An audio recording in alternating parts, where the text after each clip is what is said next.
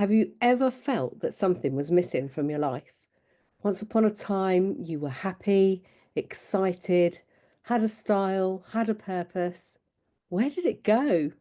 I'm your host, Alex Dawson. Welcome to the Live It Formula, where I want to help you feel great again. And welcome to our second episode of the Live It Formula. I am Alex Dawson, and today I want to talk about labels, about those labels that we give ourselves, um, our status, any titles. They really do not define us, but we believe they do. So, how many times have you introduced yourself to somebody and rather than saying your name first, you go in with your job title or your status, like I'm a single mum, or I'm a housewife, or I am a lawyer, I am a fish farmer, I am a network marketer, I am whatever. Rather than saying your name, we are not defined by our title. Our title doesn't determine our personality type. It doesn't determine how we show up.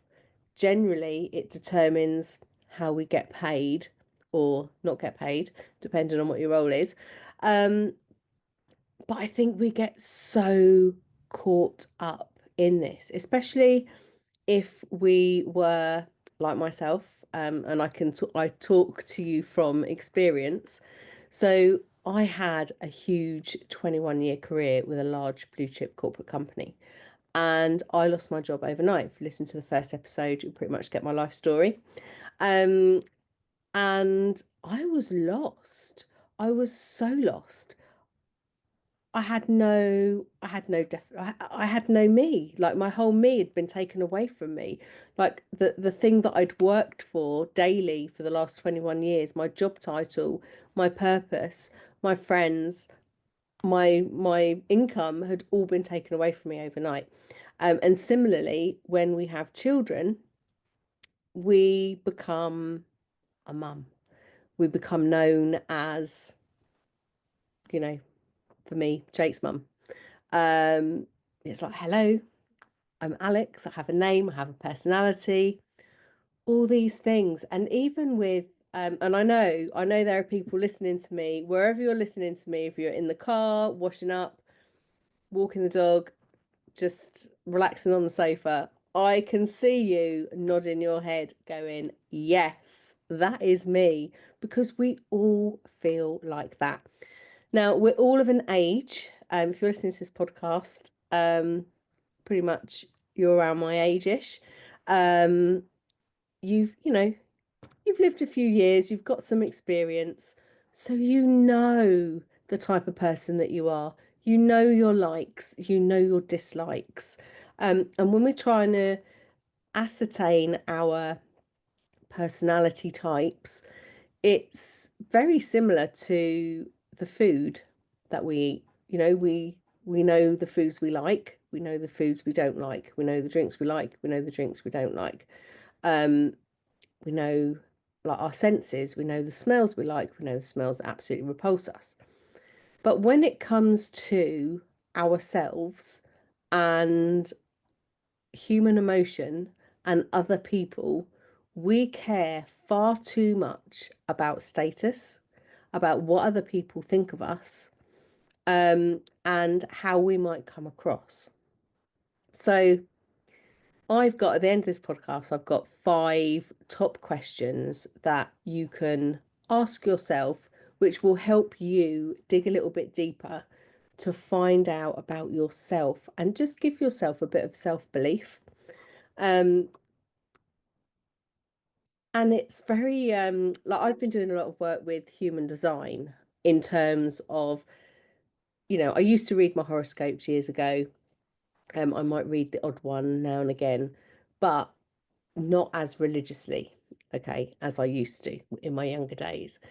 But I've started to get into human design, and one of my friends sent it to me quite probably about 6 or 7 months ago and was like, you are a manifesting generator.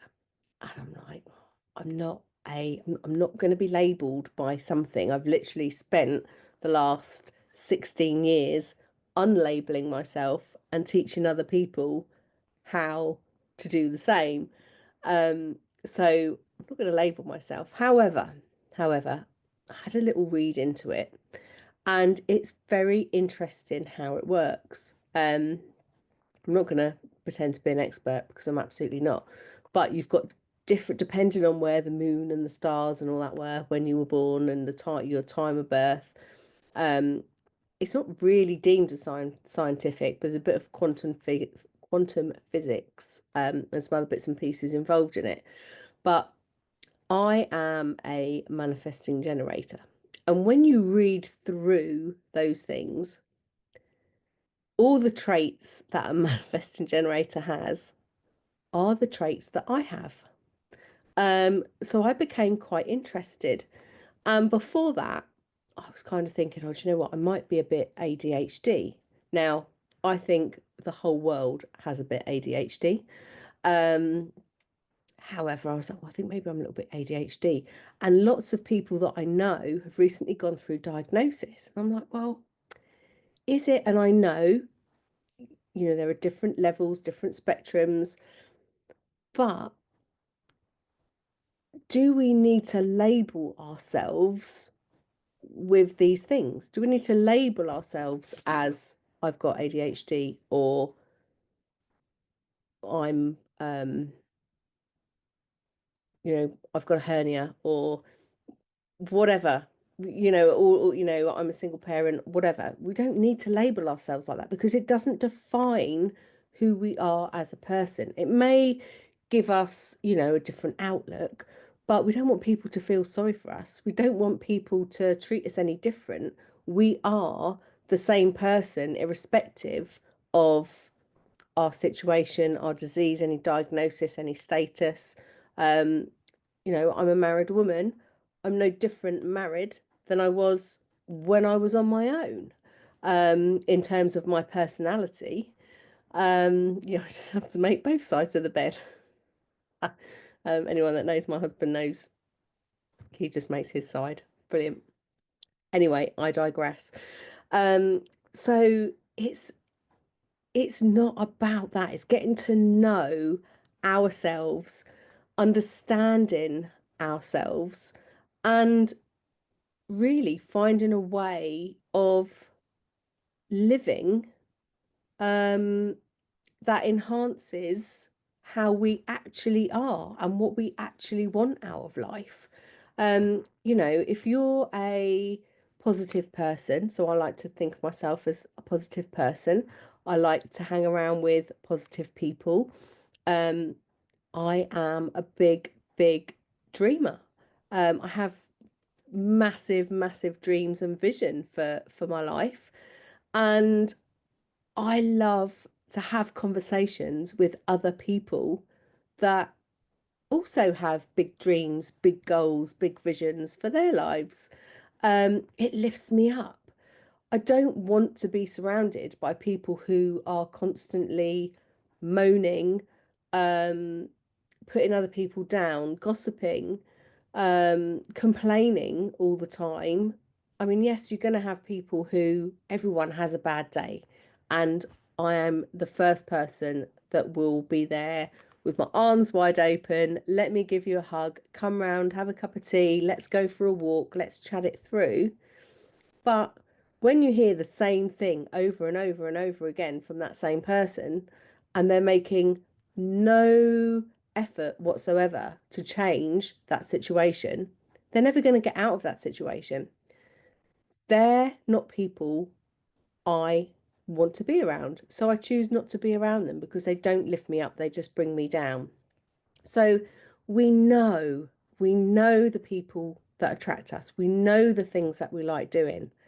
We know how, perhaps you're not a morning person, um, and you have to do something early in the morning. So you're not a morning person. So rather than getting up in a mood, moaning that you're not a morning person, okay, I'm not a morning person. This is how I'm going to feel. What can you do before that morning arrives to make that less cumbersome for yourself or even for the other people that you live with.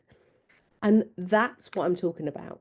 Like, you're not defined by a title or a status or a disease or a job title, anything like that. You are defined by you, the things that you do, your environment. And by that, I mean the people that you surround yourself with, the things you listen to, the things that you read, and your actions, the things that you eat, the air that you breathe. Do you take time out? Do you relax? All of these things, how you present yourself is how it will be presented back to you.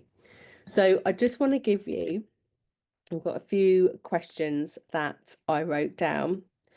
So some real powerful questions that you can ask yourself to identify your strengths and weaknesses for a fulfilling life that give you absolute freedom from labels and external definitions. And remember, what other people think of you is none of your business. Like, people are going to talk about you regardless. So just don't worry about it. At the end of the day, you're the only person living that life. You are the person living your life. No one else is living that life for you, irrespective of how you portray it. No one knows what goes on behind closed doors. No one knows what goes on deep inside our minds, our hearts. So just don't worry about it. And generally, most people will talk about you because they want to be in your position. It's just a form of jealousy. So let's get down to business. So question number 1, what activities make me feel the most energized and the most fulfilled? So this really is going to reveal your strengths and what truly brings you joy, just like beyond any other social expectations. So what do you really love?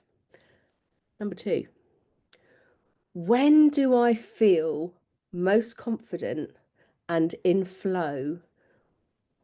And when do I feel the most insecure? So what makes you feel on top of the world, and what makes you feel like you want to hide away? So this really is going to help identify those areas of self-doubt, limiting beliefs, anything that's going to hold you back, a bit of self-sabotage. So yeah, really think about those. Question number 3, how do I typically handle challenges and setbacks? So if you haven't heard me speak before or come across me before or know me, our greatest comebacks come from our biggest setbacks. So, it's that thing that if it doesn't kill me, it makes me stronger. I truly, truly believe in that motto.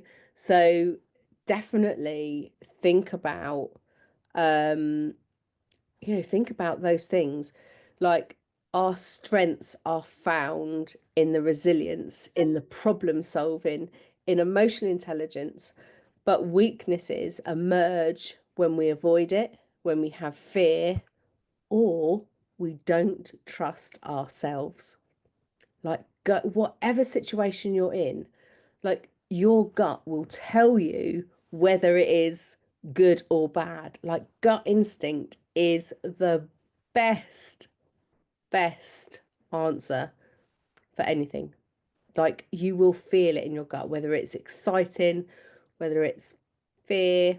But remember, excitement and fear are exactly the same thing. They feel the same. Those like butterflies and like, oh, but you'll know, like, we know, we're adults. We know the difference between good and bad. So question number 4, if I had no fear of judgment, what would I pursue or change in my life? So this really is about separating your external labels. So like your job, your status, your identity from what your absolute heart desires, like your passions, your authentic self. Like, what would you do or change in your life if if no one if no one was going to talk, if you knew no one was going to talk about you or judge you or whatever? Like, what would you really, really do? Just, yeah, be as wild as you like. We have one life, one life. You know what I'm going to say? We need to live it. It's the whole purpose of the Live It formula, is to make sure we are doing what we love. We are not being put down by people who don't believe we should be doing X, Y, or Z. Or let society or whatever else other story that we may even be telling ourselves say we're too old, we're not educated enough, we're not rich enough, we're not whatever. Like, we are in control of ourselves. The only person that is going to save us in this life is us. Look in a mirror. It's the only person that's going to save you. And question number 5, last question. What patterns or habits keep me stuck? And what new habits will help me grow? So this really is going to help. It's going to help you recognize any personal roadblocks, any areas for self-improvement, lead into a more happy and aligned life. And all of these questions are really going to help you get some deep self-reflection and just encourage you to move forward. I mean, there's a really, really fantastic book. I don't know if I mentioned this in my last podcast, but there's a few books that I absolutely love. I love books. You can see my bookcase just over there. So there's this really amazing book called The Gap and the Gain by Dan Sullivan and Dr. Benjamin Hardy. And it says The High Achiever's Guide to Happiness, Confidence and Success. So basically, this book is about people who are always giving themselves a bit of a hard time because they're not where they want to be, but they forget to look back at how far they've come.